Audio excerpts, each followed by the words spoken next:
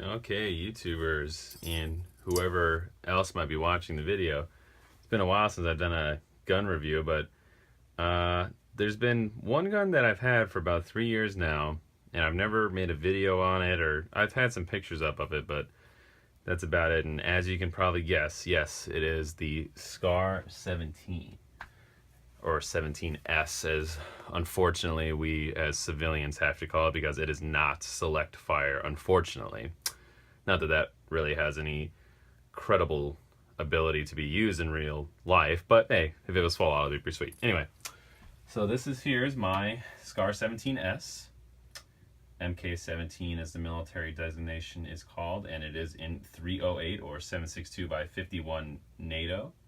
It is in the FDE, which is, if you've ever owned a SCAR or looked, even looked at a SCAR in a gun store, you'll see that it actually is in multiple colors. So the lowers, the only thing that's not factory on this gun as far as the FDE color goes is this Magpul pistol grip there, but that's it. Everything else factory. So you can see this is a certain shade, the lower is a certain shade, the buttstock is a certain shade.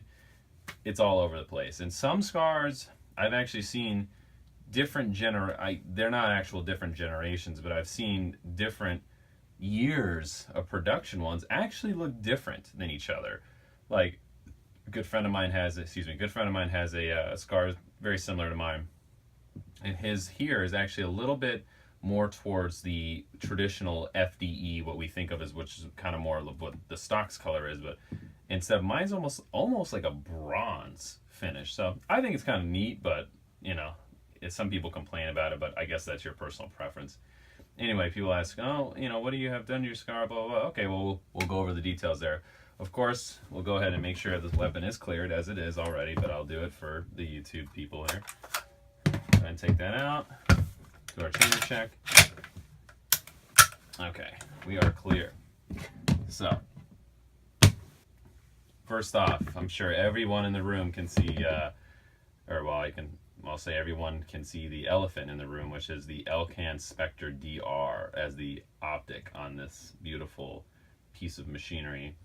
And I'm sure, as all of you know, the FN SCAR series of battle sights, I guess you would call them, are, it's hard to say something is the best there is out there, but honestly, I don't think there's anything else that I've ever seen that's better than this in reality. Sorry, I don't really have a professional camera, so I kind of just put my phone up on the rack there.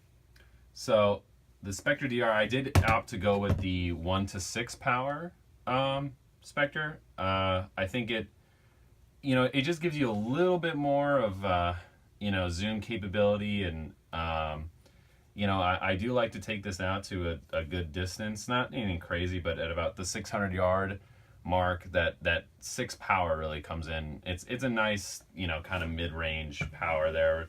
It's not super, I don't know what you'd call it. It's not super, obviously it's not like a Night Force scope or anything like that, but as far as actual zoom power goes. But I think as far as like a battle sight goes, that's really all you'd need. I mean, there's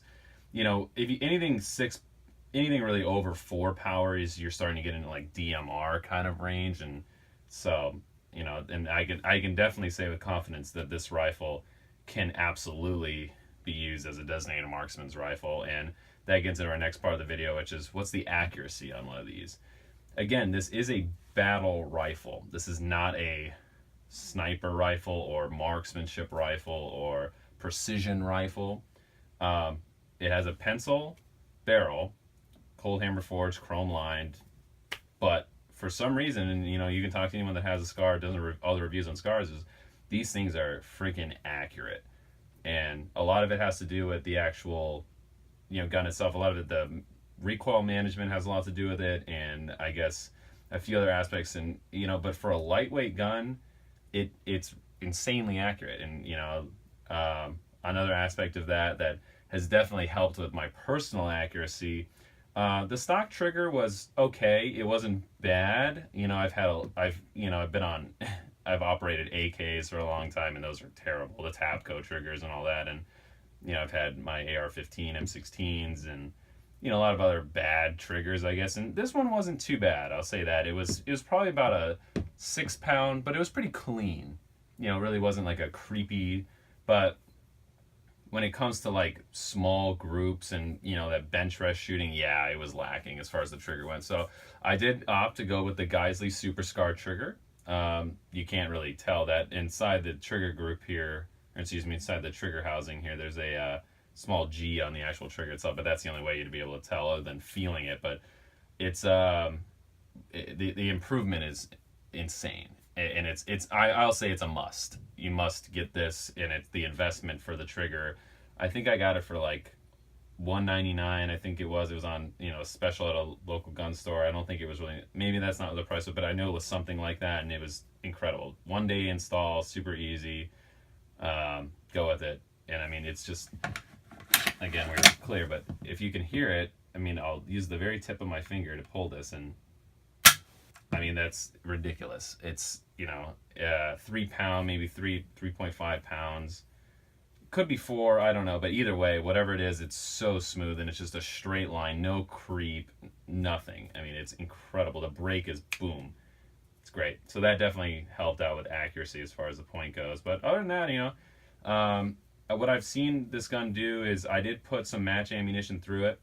I can say that the Federal Gold Medal match, I don't think I have anything over there, but I was shooting the 175 grain Federal ammunition out of it, and I got about an, you know, it would vary a little bit, but I'd say it was about an inch at 100 yards.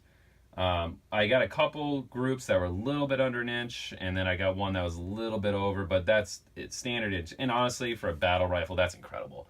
That's all, you know, you can't ask for more than that, especially with a gun, you know, even with all this stuff I have on here, it doesn't weigh anything, you know, and it's shooting those kind of groups, fun to shoot, no recoil. I mean, you can't ask for more, and, you know, and that's pretty impressive. Now, I do shoot it mostly with, you know, M80 ball ammunition, 308, 7.62 x 51, the 149 grain military surplus ammunition, but it's newly manufactured, but it's remanufactured ammo.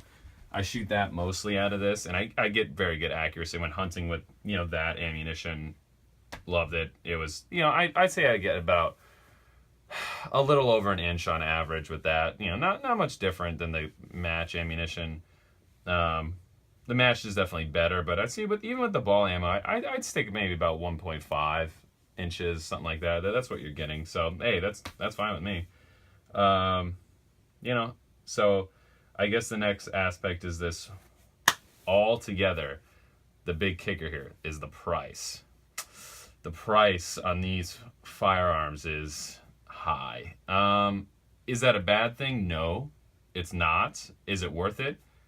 Depends on who you're coming from, I guess. For me, absolutely. It was absolutely worth it. I knew, you know, about this about 3 years ago when it was actually kind of at the height of the gun scare back then kind of going on. And luckily, I didn't pay too bad of a price. I think I paid about $3,100, something like that. So maybe about $3,200 after tax for it. That's what I had expected to pay. So I had saved up for it, got it, you know. Was it worth it? Absolutely. It's by far my favorite firearm, modern firearm that I shoot or own. It is my go-to primary rifle, I guess you could say. And is it the rifle I would suggest to carry to battle? If you are shooting a 308 or a 7.62 rifle, absolutely. There's nothing out there that I think is better. I know that some people might disagree, but I as far as a modern day weapon goes, you know, in the last decade or so, yeah, I mean, there's nothing that's going to beat this. For the weight aspect and just accurate, the whole blend it's perfection. Reliability is second to none.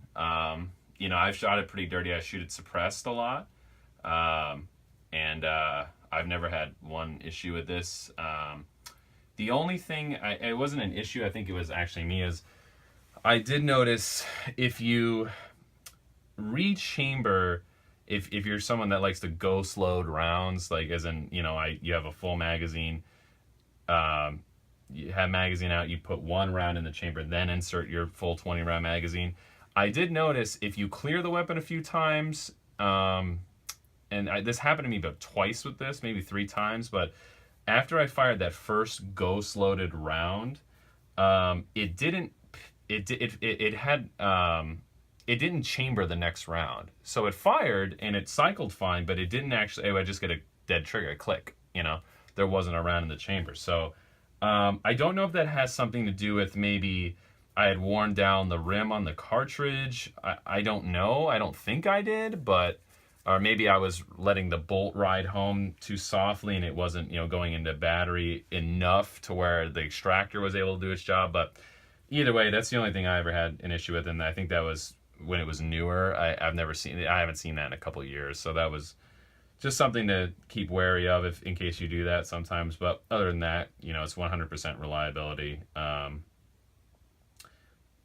I mean, I can't really, you know, I'm sure that you can look up a video on someone dumping this in the mud. I'm not going to do that with mine, so don't suggest it. Again, the price goes into it. All in all here, you know, between the Optic, the light here, there's, you know, my Surefire, everything here, you're probably looking at about $10,000 when it's said and done. Is that insane? Well, again, it's your perspective. Are you willing to pay that much for something that gives you this kind of performance? Personally, absolutely. Maybe to some other people, no, you're crazy, man. That's way too much money for a gun, blah, blah, blah. Again, it's all perspective. So, you know, we get into the price thing. I mean, then it's just like, you know, I wanted it. I made the gun I wanted. It's pretty much finished now. I might be getting the... I don't have an issue with the stock. I don't know why everyone bashes it so much. You know, I mean, it's everyone I've ever talked to really has never had an issue with these, and I think it's pretty comfortable. So I thought about switching that, you know, the stock out to the Kinetic Energy Group stock, but I have yet to do that. So as far as it goes, I'm pretty sure it's done for me. Again, now if I bring the rifle down here, hopefully you can see that. Here you can see I do not have the stock muzzle brake on it. We do have a Surefire muzzle brake, and I wonder why. Well, as I mentioned before, I like to shoot this suppressed. So, ooh, what do we have here? Ah, there she is. This is a Surefire SOCOM 762. And yes, that is a silencer, as some might call it, suppressor, whatever you'd like to call it. And I do like to shoot this weapon suppressed. So as you can see, the Surefire does take a proprietary muzzle brake. You must use this muzzle brake with it. But it's very simple to install if you know what you're doing, and you get great performance unsuppressed out of it. I did notice that it helped out with recoil. It was louder, but then again, the gun was loud stock as it was. But the simplicity of installing your suppressor is second to none. Listen for it. Done. This thing's on there. It's not going anywhere. And that's why Surefire is used by the United States military. And that's why I purchased their products. And I have a few Surefire suppressors. This is not the only one that I have. And I'm very happy with it. And you can see I've shot a bit of it because it's got a little discoloration there. But other than that, you know, this isn't a review on the suppressor. I shouldn't get into it that much, but highly recommend it if you're ever looking for a 308 can or 5.56 can. I do recommend Surefire. They are definitely my favorite. So all in all, again, let's see, we got maybe with the can installed on there, you're looking at maybe could be 11 pounds, maybe 12 pounds at the most. I'm not really sure. Loaded, yeah, probably gonna hit 12 pounds. Again, that's, you know, what you're looking at here is, that's not really bad. That's pretty much, you know, where you want to be as far as your battle rifle goes, and it's pretty manageable, and it's not heavy per se. And then again, you know, it's just, again, it depends on your perspective. If you're a bench press shooter, you don't care about weight. If you're a competitor, maybe 3-gun, police officer, military, whoever you are, you're moving around a lot, that could be an issue. So that really depends on weight. Weight is all depends on what you are doing with the firearm. But again, the way this is set up with everything on there, it's definitely manageable. Yeah, I mean, there's not too much else to see on to say on it, really. Just I wanted to give you a quick look at it, and you know, maybe I'll do a shooting video sometime. You can maybe hear the difference with the suppressor on there, with military ball ammunition. Maybe we'll do like some subsonic comparison, unsuppressed comparison. We'll get into it. It just depends on how many views it gets and if you guys want to see it. But again, here's a close-up of the gun.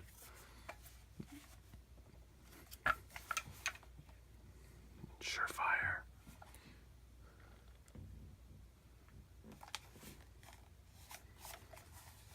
And I don't know if you could see it till I'm stepping up here, but I will go ahead and maybe, I don't know if you'd be able to see down the optic there. We'll try. I hope I don't knock the camera off, but you can kind of see. I'll turn the reticle on. There we go. You can kind of see there's the sorry, I do have the kill flash on there right now, so I'm just trying to show you the L-Can's interesting, and I'll do a separate review on this, but the L-Can has a very nice clear glass, and it is extremely high quality. That's why it's $3,000 for this one. And it does light up on the inside, and it is a flip lever 1-to-6 power, so it's 1.5 to 6, does have little iron backup sights on top of it, and it's a pretty impressive sight. I can say it's made by Raytheon, who makes missiles, so you would probably imagine they make good shit. So anyway, that's the SCAR for you there, and again, I'll just give you maybe a better close-up of it here. Here's their sight. I should have just done this from the beginning when I tried to do this here. Sorry. I know I'm a shitty video maker, but whatever. Anyway, I'll take the kill flash off there sometime, and we'll go over that.